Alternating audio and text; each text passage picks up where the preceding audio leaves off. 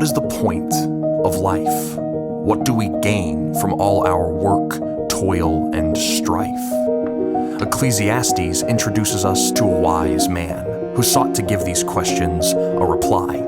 This man, called the preacher, spent his life conducting experiment after experiment trying to supply a hypothesis. But to all his experiments, there was one consistent restriction he applied, one limitation under which all his experiments would come. He would only look for answers under the sun. He limited his experiments to what could be experienced on earth, under heaven. In all his tests and evaluations, he basically took God out of the equation.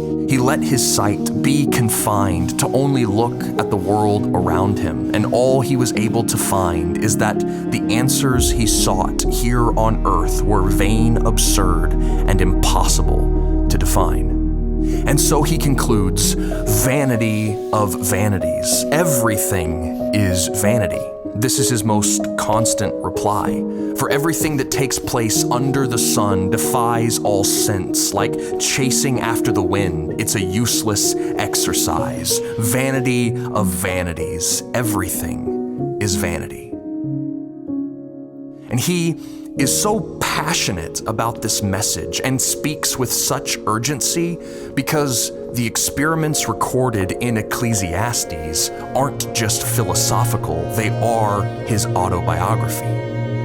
The preacher sought purpose in becoming knowledgeable and wise. He busied himself with learning until he surpassed every other mind.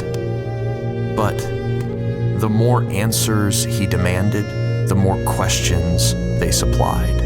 So the more he knew, the more he came to know that as he increased his knowledge, he also increased his sorrow.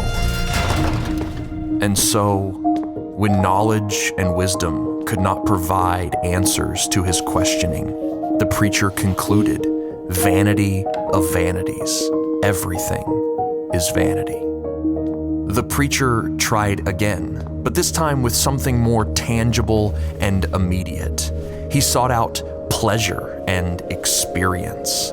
Everything his eyes desired, he allowed himself to be given.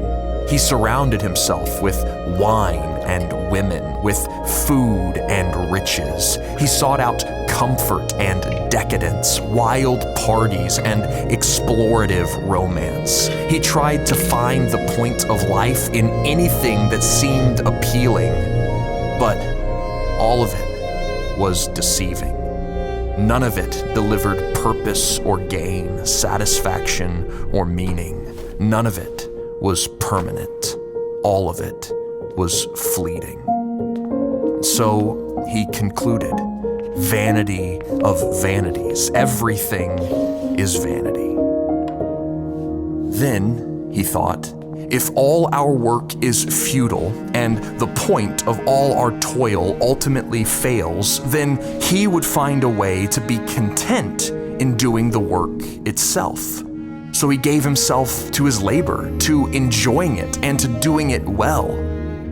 But no matter what he made, and no matter what he was able to make of himself, he realized death would take it all, and it would be given to someone else.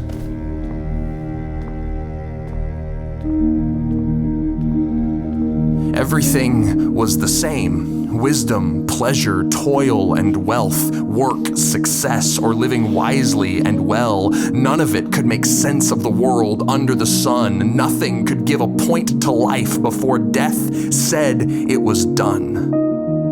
And so as the preacher looked back on his life to find something he could pass on, he wrote his account to preserve what he learned before he was gone. And his account, found in Ecclesiastes, mainly records bleak reflections on his experiments in vanity. And while there are brief mentions of God, his ultimate justice and sovereignty, these truths above the sun are never brought down to his reality. And that is the true vanity the preacher's words help us name. That unless we look above the sun for answers, everything will be vain. For if we are to remain under the sun, there is only one solution the preacher gives to everyone. Simply enjoy your work and your food before your lives are done, because the answer you seek is vain and absurd, or there simply is not one. And all that is true if you are only looking under the sun.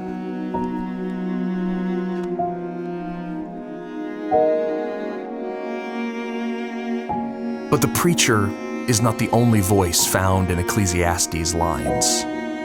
A compiler wrote a conclusion to the preacher's words like an epilogue or reply, and the author's advice is summed up in one sentence: fear God and obey His commandments. That's what should be stirring in our hearts as we wrestle with the preacher's disenchantment, that we need God and His Word to know how to live in this world and to understand it. But for many of us, thinking about God doesn't really relieve any of the vanity. It's easy for us to get stuck believing that the pointlessness of the world will always win, as it has always won. We find it impossible to not get stuck only looking under the sun. And that is because, above everything, the only thing that can truly cut through all the vanity is that the God who is above the sun entered our reality in Jesus, who is God the Son.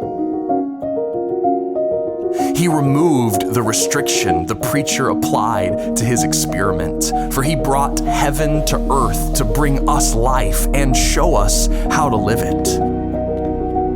The preacher says knowledge is pointless, but Jesus says knowing Him is a treasure.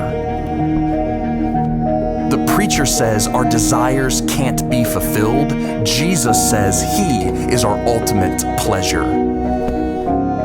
The preacher says riches never satisfy. Jesus says His provision is better. The preacher says all our toil is in vain. Jesus says our work in Him will last forever. The preacher tried to prove our questions are unanswerable, but Jesus proved He is the answer, because the preacher says everything dies, but the gospel of Jesus says those in Him will never. What is the meaning of life? Fear God and keep His commandments. And we do this not by chasing after the wind, but by running after Jesus. Hey everyone, I'm David with Spoken Gospel. Thank you so much for watching our video introducing the book of Ecclesiastes. We are almost through with our wisdom series. Next up is Song of Songs. We are a nonprofit ministry and we are making videos introducing every single book of the Bible, showing that book's main theme and how that theme is fulfilled in Jesus and His gospel. We can make these videos because we're supported by people like you who enjoy the resources we make. So if you want to help us make more of these resources, you can head over to spokengospel.com to become a one-time or a monthly donor. We cannot wait to share our next video with you on the Song of Songs.